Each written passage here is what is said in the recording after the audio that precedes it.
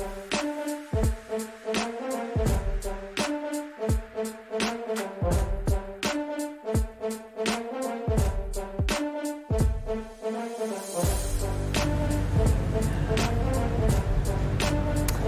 right, welcome everybody to episode 81 of Taking Control. I'm Anthony Kane, and I'm joined by none other than... It's me. I'm back, y'all. Thought they were going to kick me off. Rachel Lawler. No way. She's back, and thank you guys for tuning in and joining us for episode 81 of Taking Control.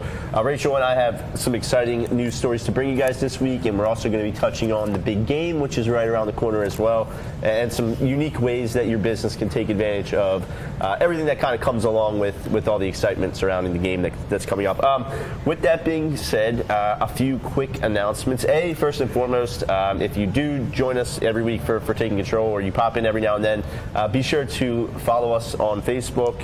Just go ahead and like our page. That way you get notified whenever we do go live every Thursday at 1:15. But also we are live on YouTube every week as well. So you can subscribe to our channel there and get access to all previous episodes, and you'll know exactly when Rachel and I are live every Thursday, even on these rainy ones that we have here lately. So with that being said, one quick announcement regarding where One SEO is going to be at these next few weeks. So next week, Tuesday through Thursday, is Legal Tech, and that is going to be in New York City, and both, I think Lance Bachman and Scott Ficasny will both be there. They'll be hanging out with everybody, going over everything that has to do with digital marketing and IT support for law firms, essentially. So they're going to be really geared into the legal side of things. They'll be there. They'll have a booth 428 if anyone actually wants to look it up. But they'll both be there hanging out. It's going to be a lot of fun. So if you're in the area or you're going to be there, definitely look for those guys there.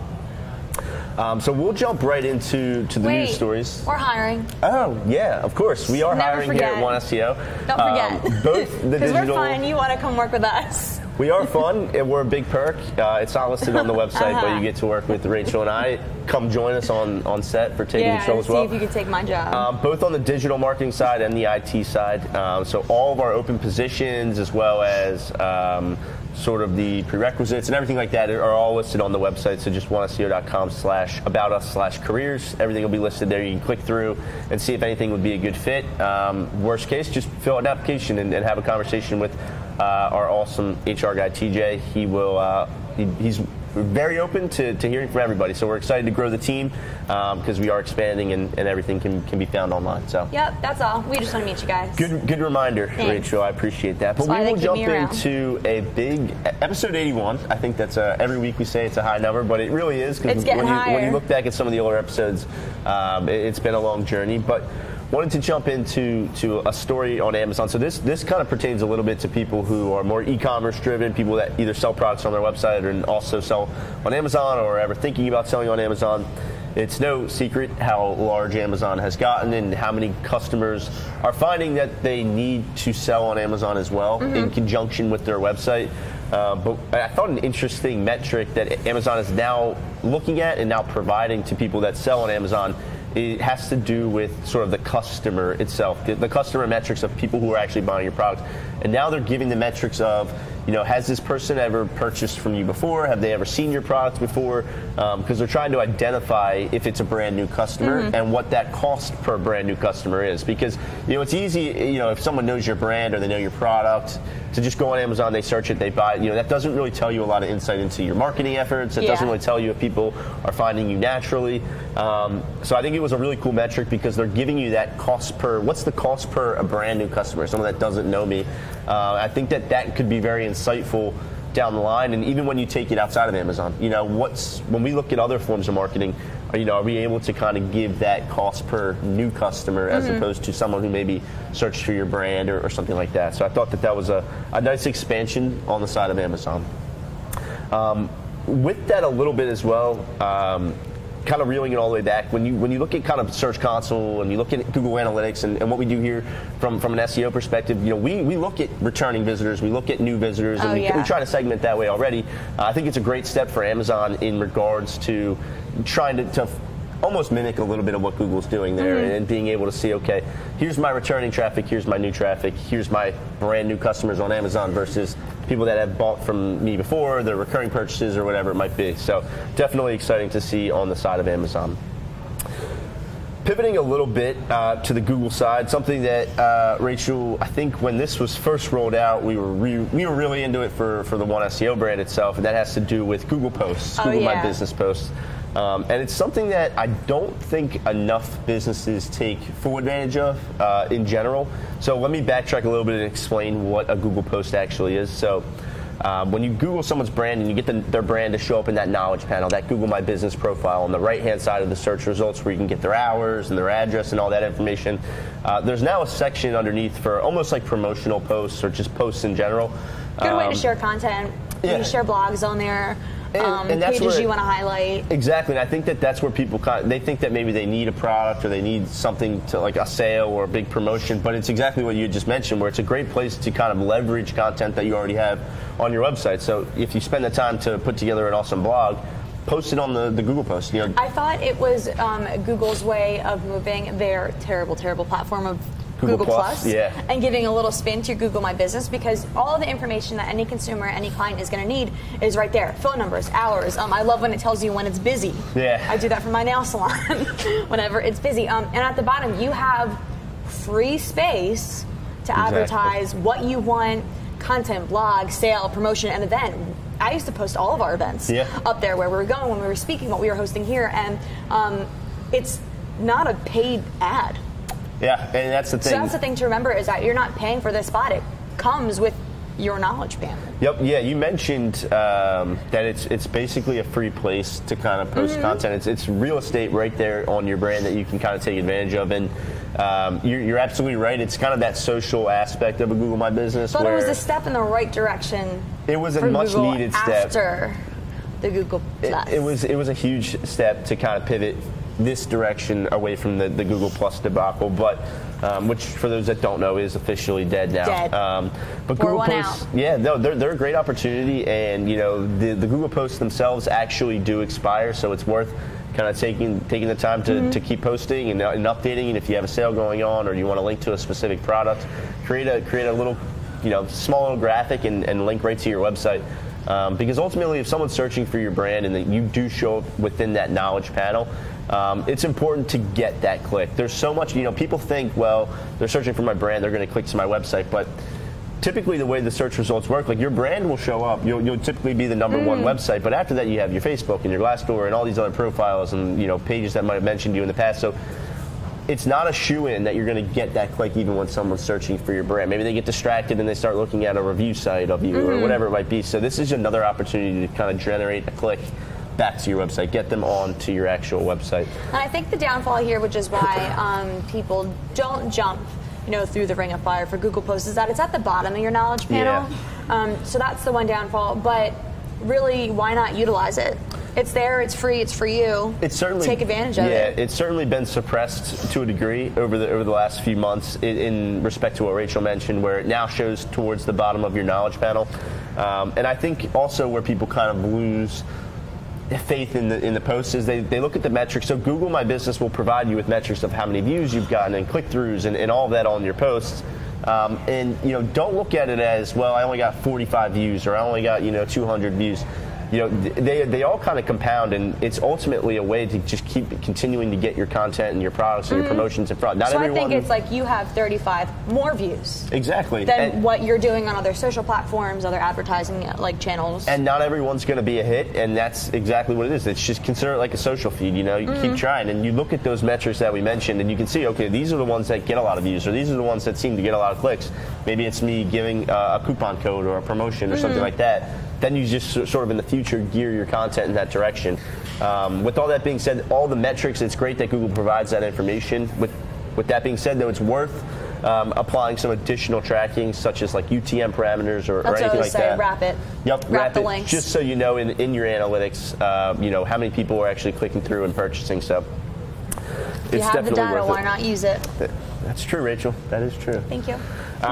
Staying in the realm of Google My Business, though, and this is a news story that at its surface isn't that big of a story, but I think it just goes to show you how much Google is putting so much equity behind Google My Business right now, and they're saying basically, like, even if you don't have a website, create a Google My Business. Even if you don't have a location now, create a Google My Business. They want to create this network of all the businesses, all the local businesses out there in the country and in the world, really, and they want as much data as possible. They want to have as much data as to what businesses actually exist and what are their locations and what are their hours. So the story that I'm getting at is Google My Business is now making it even easier for you to create a Google My Business for your company, even if you don't have a physical location. So they're allowing you to bypass the no, I don't have a location, and now you can put in cities and essentially establish a service area for Google My Business. Now you can also do sort of a hybrid, because a lot of businesses do have a location, but they're also out in trucks all day, within a certain service area. So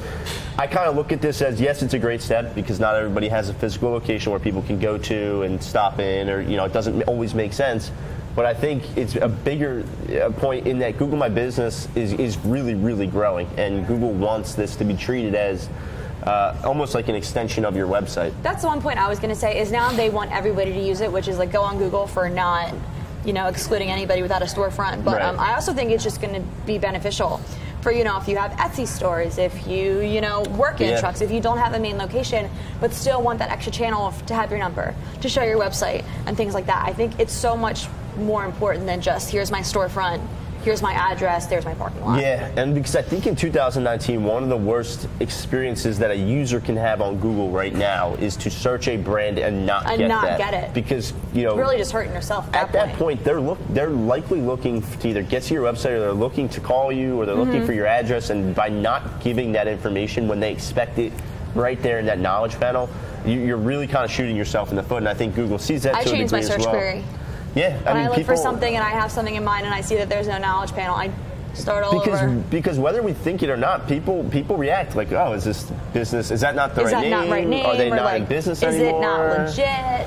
Exactly. So it's such a trust factor now to have that Google My Business and to have it optimized and to make sure you're set. And Google's making it even easier now that okay, you don't have a location, you don't have an office or whatever it might be. Still work with us because you have a business and we want to get you listed. So definitely an interesting move there as far as Google My Business is concerned, but I do think it's severely going to be taking off. There's also just a lot of information and good content out there on Google, and then even just on other like neighboring industry circulations. That's the newspaper, websites, whatever. If you want to learn more, we have blogs on it. Yep. Like our partners have blogs on it. Read up. Get informed. If this is something that you feel that you could take advantage of, again, why not? Because think every time you Google something, you're looking for a business or a product, and it's not there, you're going to change your search query, and that's a lost client, that's a lost lead, blah, blah, blah. So stay informed. And it's not something you want to wait on. I think Google My Business is honestly I see it as one of Google's probably most proudest type achievements. Totally. They've scaled it so much over the years, and they utilize so much of that information, and they realize the amount of people that utilize that information, whether it's in maps or just purely in search. So it's certainly not going away. I use it for everything, and I'm sure you do too. Yeah, no, it's honestly, having a Google My Business is just step one, making sure that it's completely optimized. And active as far as the posts that we were just talking about are concerned, is certainly step two. So just something to be aware of out there in regards to if you always were kind of pigeonholed by not being able to really verify a Google My Business because you didn't have that location, or maybe you were using your house address. We've seen that a ton over the years as well.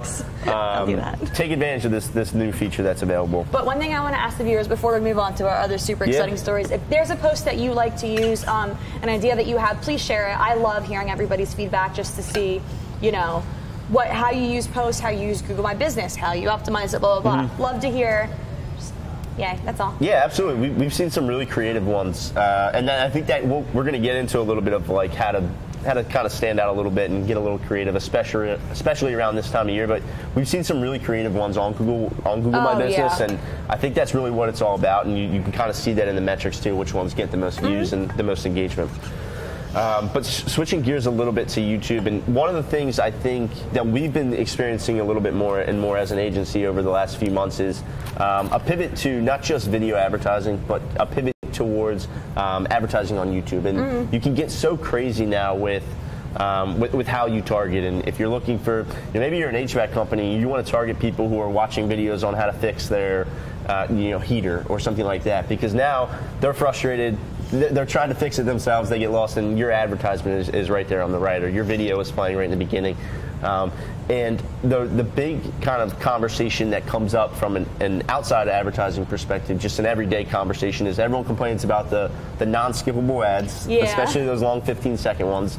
And people, I think, kind of prefer those little bumper ads, those 6-second non-skippable ads. But historically speaking, the 15-second non-skippable ads were reserved for certain advertisers. So typically your bigger brands had those, and most advertisements within that 15-second range. The budget-wise too, like it was decently pricey. So a move that Google decided, or Google really, who owns YouTube, decided to make was to pivot to allowing all advertisers to take advantage of the full 15-second non-skippable ad. But immediately the thing I thought of is to, from an advertisement perspective, just be careful. Like from your business perspective, the last thing you want to do is be the ad that everyone jokes about, or sees too much, or you almost become this joke or this meme because that's your ad. So, and it's happened. We've seen it. Be careful.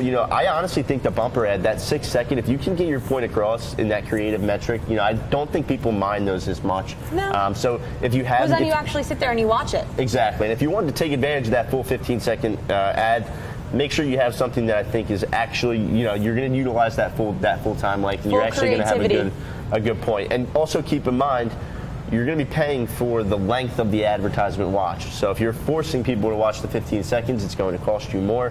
Whereas if you had that skip function, maybe not everybody's going to watch the full ad, but at least the people that want to, those are the ones you're paying for. You're not really paying as much if you have that functionality. So I think it'll be interesting to see how this is rolled out. YouTube has made it very clear that this won't affect viewers. They're still going to see the same amount of ads, even though this platform's essentially being opened up to more people. They have crazy algorithms in terms of how many ads get served up to how many people. But at the same time, it was something, if you advertise regularly on YouTube or it's something you've been thinking about, definitely look into it, because it's open. The doors are open now for everybody. But my recommendation again is to get creative. I think at any point can come across in 6 seconds. I think that's a perfect. I love bumper ads. I think they're great. I think the best. We had some here, and they were wonderful. I honestly think that's the best thing that happened to YouTube. I couldn't agree more. Yeah, I love bumper ads. And there's some really, really funny ones. I think like Geico has hilarious bumper ads, but it's just they're great. Okay. I'm a big insurance guy. Obviously. So we are officially, I guess, 10 days or so away from the big game. This year it'll be the Rams and the Patriots. Unfortunately, we're not at this desk talking about our Eagles like we were last year. Last year was good. Last year was fun. It was awesome. We got a little spoiled, but we're still going to watch it. We're still going to have fun. And one of the things that I think we got to see as Philadelphia in general last year was just all the businesses kind of piling in on the fact that the Eagles were in the big game, and we had these two awesome weeks leading up to the game where everybody was rooting for the Eagles, and you could see businesses changing their logos to Eagles related stuff. It was just awesome, and I think this time of year it causes so much excitement, and I think whether or not your team is in the big game or not, or is still in the race, I think there's a lot to be said about the advertising around this time of year. And I think there's so many ways where people immediately think to TV, television. They think commercials. I have to do the television spot for 30 seconds to a minute. And that's the only way I can advertise during this time. And we know the cost for a 30-second commercial is like the price of like 5 small businesses, but that's you don't need that. So we wanted to take a step back and look at some creative ways that I think your business can kind of get involved and can get wrapped up into the whole excitement and take advantage of it. And I think one of the things that you and I were talking about before was just getting excited during the actual game, and sort of live tweeting or taking advantage of everybody on Twitter during that time, and we were talking about the blackout. Which I think happened when I was in college. I don't really remember. But I was in college. Everybody jumped on the bandwagon. Businesses, brands. Like Oreos had people, like this awesome. Like come on, you can't make it up, and it's great because it's relevant. It's a micro moment, and then people interact with your social post, then interact with your ad, and then look at that, successful. Yeah, and we understand that not every game is going to have a blackout like that, but there's a lot of fun opportunities. Even if it's taking advantage of the funny commercials that are on, and giving your reaction and creating that conversation with your audience. Right there during the game, right there when they're on social media and everyone's reacting to everything, just jump into the mix that way as well. But outside of that, leading up to the game, I think is a great opportunity to kind of talk about the big game as well from an advertising perspective. Whether you sell, furniture and you want to say like get your, big chair for the big game, or whether you want to pitch new TVs. I was like, that was a stretch, Ant. No, I get it. Well, you know what I'm saying. I get it. No, obviously it was a good ad. The food and beverage industries take advantage of this the most. But I think no matter what you do, there's a funny way to kind of get involved with the marketing, whether it's wrapping it up into your newsletter or creating a few social posts as well, to see maybe what your audience or your customers are doing for the big game, or just having that open dialogue. I think is a great opportunity to just really pile on to this whole thing, and don't just look at it like I have to be Doritos or I have to be. Yeah, I think Doritos always has the best commercials. They do though. They're pretty funny. They're awesome. But with that being said, let us know what you guys plan on doing for the big game. Yeah. Any ideas? Any tips? Fun things. Yeah, and we obviously will have another episode before that happens in 2 Sundays. But honestly, this 2-week period, now that we know who's in the who's in the game, I think it's awesome. And I think that's why we wanted to touch on it this week. Is it's really all about that build up and taking full advantage of it. And even though your team might not be in it, everyone's going to be watching. It's going to be an awesome time, and I think it's a great time to kind of do something for your business as well. I agree. So who do you have who do you got? Cutie quarterback. The Rams said. Well, you can say that. No, I'm Tom okay. Brady. Sorry, Lance. Yeah, I'm Rams too, unfortunately. Sorry, Lance. He's super cute. But we will see. So if it's not Foles, then it's got to be the next cutest, right? Yeah. No, but this has been a fun episode 81. Thank you guys so much for joining us. Like I said, feel free to like us on Facebook, and you'll get notified every week when we go live. Subscribe to YouTube. We post great things on there. Come hang out with us. More content just like Taking Control on our YouTube channel. But everybody, thank you so much. We hope you enjoy this rainy Thursday and have a great weekend, and we'll see you guys next Thursday.